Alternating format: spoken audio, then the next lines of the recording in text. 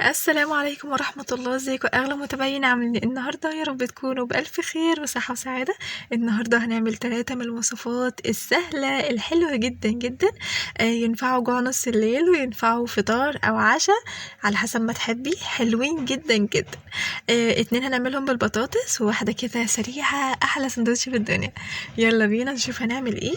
جبت بطاطسيتين كده وغسلتهم كويس من اي اتربة او اي طين عليهم، وبدأت أقشرهم.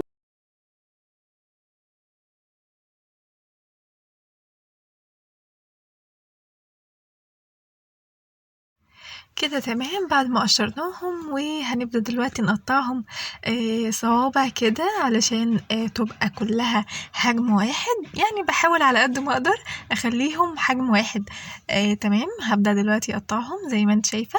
تمام وخلصنا الكمية كلها وحطيتهم في حلة وغسلتهم كويس من اي نشا، ورشيت عليهم شوية ملح وهنقلبهم كويس جدا.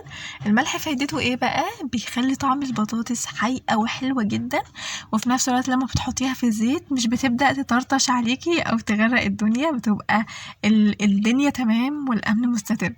تمام هحطهم كده في زيت غزير، وهسيبهم بقى مش هقلبهم خالص لحد ما يحمروا ويبقوا بالشكل الحلو ده. وهي سخنة هبدأ دلوقتي ارش عليها جبنة رومي. متوفر عندك جبنة موتزاريلا تقدري تحطيها، جبنة شيدر، اي حاجة هتبقى خطيرة. على فكرة البطاطس كانت حلوة جدا عشان كانت سخنة، فالجبنة لزقت عليها وكانت طعمها حلو فعلا قوي. رشيت عليها رشة كده من توابل بطعم الجبنة، كانت حلوة جدا. هروح بقى للوصفة التانية، ودي بجد كانت اختراع، يعني حاجة كده حلوة جدا. جبت بطاطساية وبدأت أبشرها بالمبشرة بتاعتي.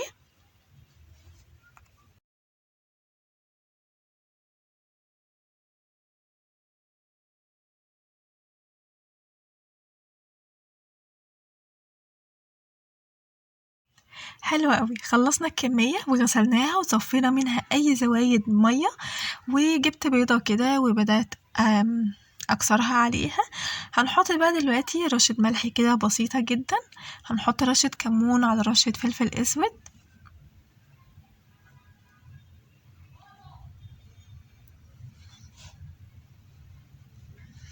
حطيت شوية سمسم متحمصين كده بتدي تيست حلو جدا.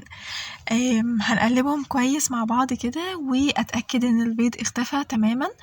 ومش محطوط في حتة بيض والتانية مش فيها، لا لازم نقلبهم كويس جدا يعني علشان تبقى كل حاجة مظبوطة. جبت طاسة وسخنتها كويس جدا وحطيت كده تقريبا معلقة صغيرة من السمنة، وبدأت ألفها في الطاسة. ويفضل لو طاسة تيفال طبعا هتبقى حلوة جدا. بس طبعا الألمنيوم بتوزع الحرارة كويس قوي. وما تقلقيش لو انتي بس متعتقة عندك زي عندي كده، ما تقلقيش مش هيلزق ولا أي حاجة، هتبقى حاجات بسيطة جدا. بدأت دلوقتي أحط البطاطس بشكل دائري وهحطها على النار تاني وهسيبها مع نفسها. على فكرة قبل ما ههدي النار، مجرد ما حطيتها بس والبيض لقيته اتشمع زي كده، حطيت ربع كوباية من المية وغطيتها وسبتها مع نفسها على نار هادية جدا. ليه المية؟ علشان البطاطس تستوي معايا، وعلشان كمان ما تتحرقش من تحت.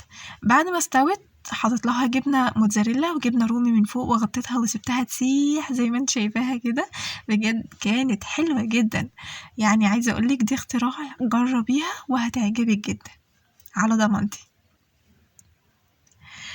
في التقديم والطعم بجد كان حلو قوي. يا رب تجربيها بقى.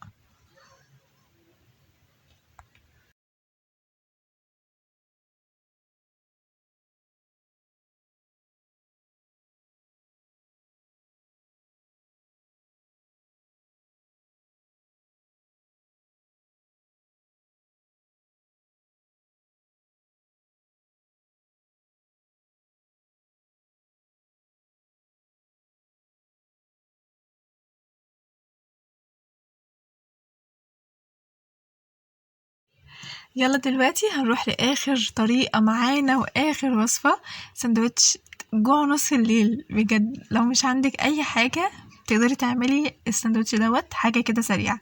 جبت بيضة وحطيت ذرة ملح وشوية فلفل حراق، مش متوفر عندك ممكن تحطي بابريكا وممكن تحطي شوية زعتر أو بقدونس، بتبقى برضو حلوة جدا. تمام. قلبناهم كويس جدا وسخنت طاسة على النار وتتأكدي ان هي مش بتلزق، وحطيت فيها البيضة. مجرد ما حطيتها قبل ما تستوي حطيت كده الجزء اللي من فوق اللي هو في الرغيف البلدي عادي جدا، وهبدأ دلوقتي هقلبها.